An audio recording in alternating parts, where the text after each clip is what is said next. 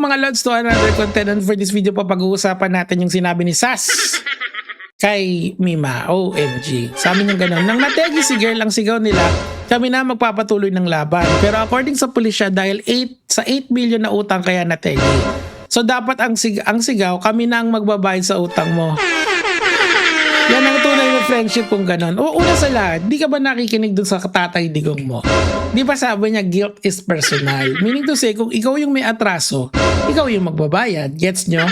Kung ikaw yung gumawa ng krimen, kung ikaw yung gumawa ng kasalanan, ikaw dapat ang magbabayad ng utang na yon. Ikaw dapat yung accountable doon. In this context, mga Lods, allegedly, may utang daw na 8 million si Mima doon sa mga tao na pinagkakautangan niya, allegedly.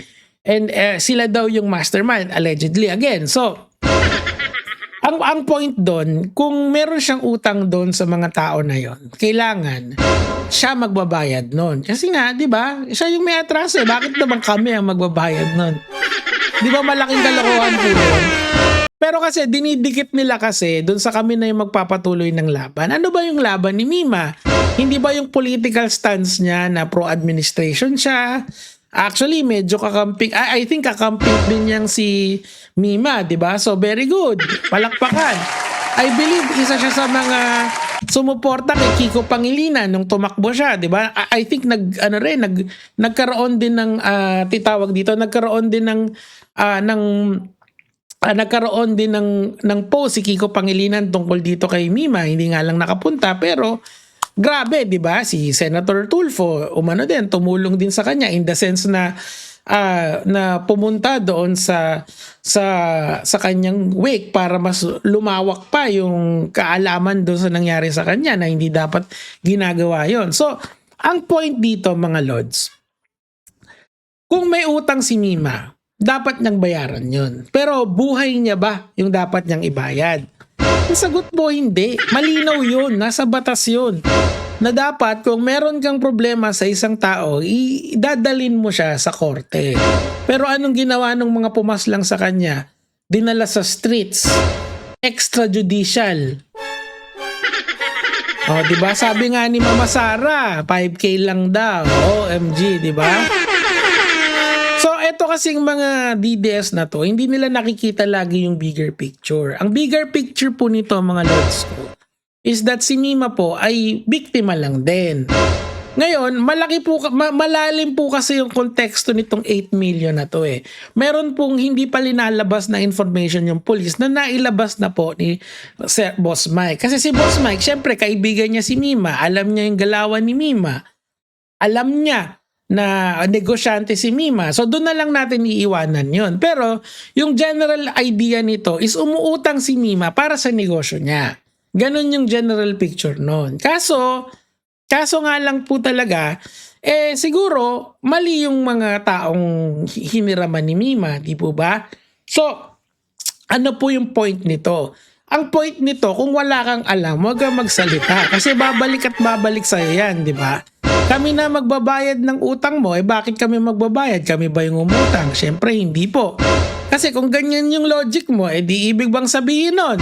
Kapag ba nakulong si Rodrigo Duterte, pag na-found siya na guilty ng ICC, kulong habang buhay, tapos nategi siya, pwede ba na si Sara Duterte yung pumalit?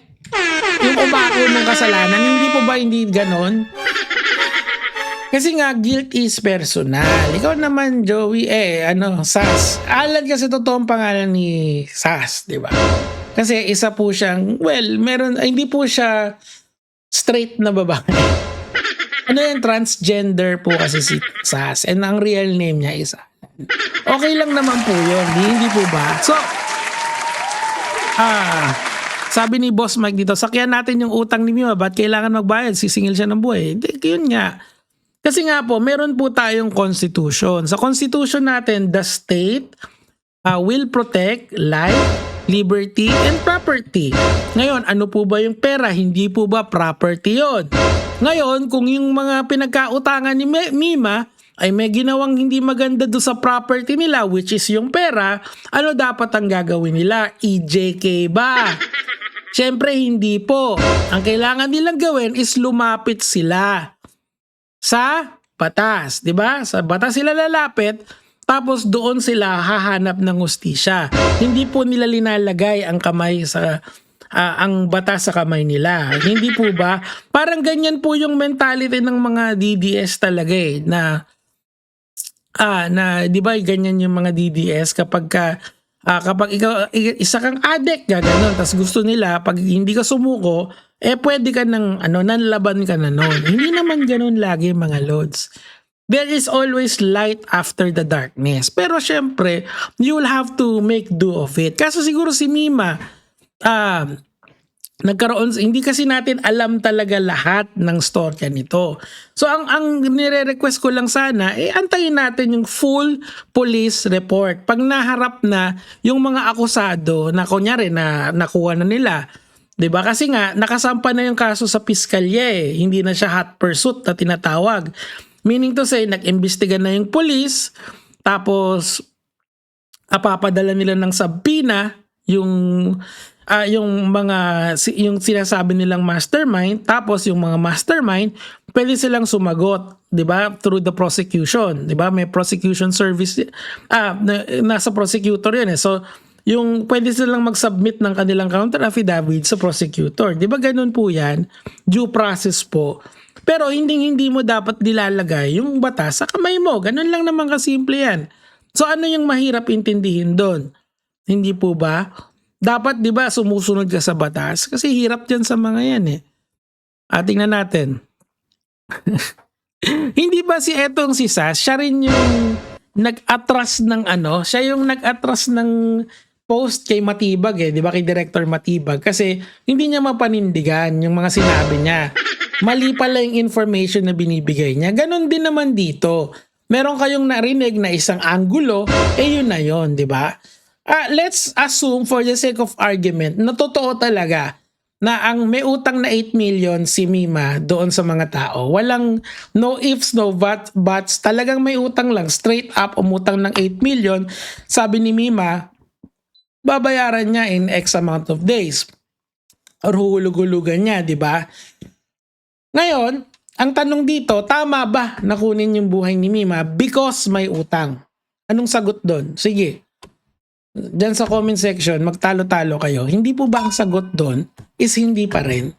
Hindi po ba dapat lumapit yung mga mastermind na yon sa korte para singilin si Mima? Kung hindi nyo po naitatanong, ito naikwento lang naman sa akin ng mga kaibigan ni Mima. Si Mima kasi may mga properties na yan. May sasakyan yan, may mga naipundar yan, may mga ginto yan. Actually, ang intindi ko, bumili pa yan kay Boss Mike mismo ng ginto, di ba? So, ibig sabihin, meron siyang mga assets na pwede nating i-liquidate para mabayaran yung tao. Hindi po ba pwede nating idaan sa ganon? Kailangan pa talagang kumitil ng buhay. Kasi, ang isang problema, hindi mo yan nasosolve ng isa pang problema ulit. Kailangan ilagay mo sa ayos yung mga bagay. Kaya, nakaka-disappoint yung mentality ng mga DDS na ang sagot nila, kunyari, merong mga naggumagamit. Ang sagot nila, hindi due process. Pagkateki, di ba? Hindi ganon. Mali yun. Ibahin na natin yung mentalidad na yon. Kasi kaya naman nating resolbahin lahat ng bagay sa maayos na usapan. Meron naman tayong justice system na gumagana. Although masasabi ko, as personally, kasi na-experience ko na rin yan, mabagal siya pero gumagana siya. So siguro kung ang ating justice system ay medyo mabilis kumilos, parang yung impeachment, di ba? Mabilis ng impeachment Day 11 na tayo, bukas day 12 na, di ba? So, ang point doon, or hindi ko alam kung anong day na ngayon pero ang point doon, kung mapapabilis natin yung mga bagay-bagay, lalong-lalo na sa justice system natin, walang ganitong problema. Or at least yung mga tao, mas mai-encourage sila na lumapit sa batas kesa ilagay yung batas sa kamay nila. Kasi ang nangyari dito, EJK, straight up 'di ba? Meron kasing judicial way para panagutin si Mima kung sakasakali nga talagang may ganyan siya kalaking utang, hindi po ba? Pero ang ginawa ng mga tumegi sa kanya is dinala nila yung batas sa kamay nila. Tama po ba yun? Siyempre hindi, di ba? Tapos etong si Joey, imbis na paintindi sa tao na kahit saan mo ilagay yan, kahit siya yung may utang o siya yung pinagkakautangan, mali pa rin siya. Hindi po ba? Di ba? Tapos sasabihin mo, kami yung magbabayad ng utang niya. Bakit?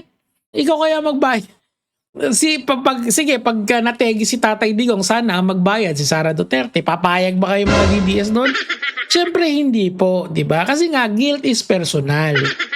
So therefore, kung may utang si Mima, siya dapat bang magbabayad niyan?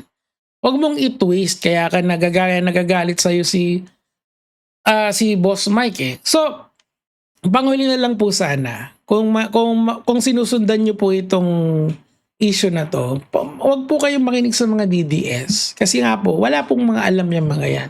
So hindi po ba na-debunk na yung idea na ang kumitil daw ay si Boss B, di ba? Hindi naman pala. Mali yung information na yun. Ginawa lang para mag-trending. O, ngayon, lumalabas na yung totoo. And ang gusto ko lang po sanang sabihin sa inyo, may konteksto yung 8 million na yan. Pero panoorin nyo si Boss Mike, si Chris Ulo, ito yung mga tao na alam talaga yung balita. Inintayin nyo na lang yung kapulisan. Magbigay sa inyo ng full report. Yun lang naman po, gaya mga lods.